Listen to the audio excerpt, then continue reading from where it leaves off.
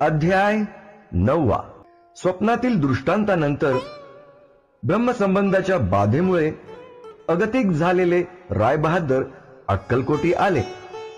मात्र स्वामींची लवकरात लवकर भेट कशी होईल याची त्यांना चिंता लागून राहिली होती. स्वामी सेवकांमध्ये सुंदराबाई मुख्य आहेत असे शंकररावांना कळले. सुंदराबाई यांना भेटून ते म्हणाले, आपण माझी आणि स्वामींची भेट घडवून आणली तर मी आपणाला यथायोग्य धनद्रव्य देईन. सुंदराबाईंनी स्वामी भेटीसाठी 2000 रुपयांची मागणी केली.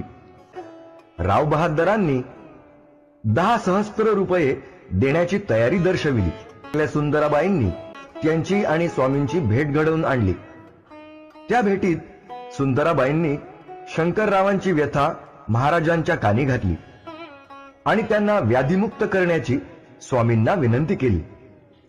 स्वामी समर्थ आपल्या आसनावरून उठले आणि शंकररावांना घेऊन शेखनूरच्या दर्ग्यावर आले.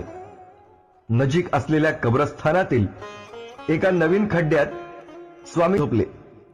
काही वेळाने स्वामी खड्ड्यातून बाहेर येऊन शंकररावांना म्हणाले, मी तुमचे मरण चुकविले आहे.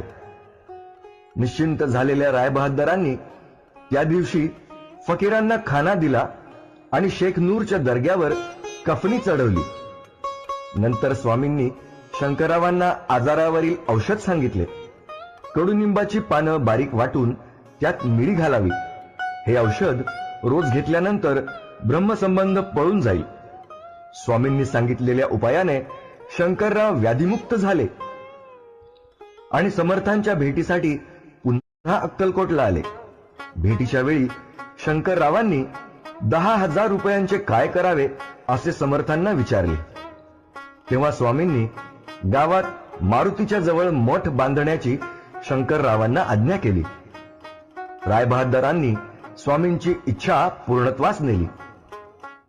9व्या अध्यायाच्या शेवटी त्याबद्दल सांगताना विष्णुबुवा म्हणतात, सर्वानुमते तेथेची मठ बांधिला सुनेगच्ची, कीर्ती शंकररावांची अजरामर राहिली.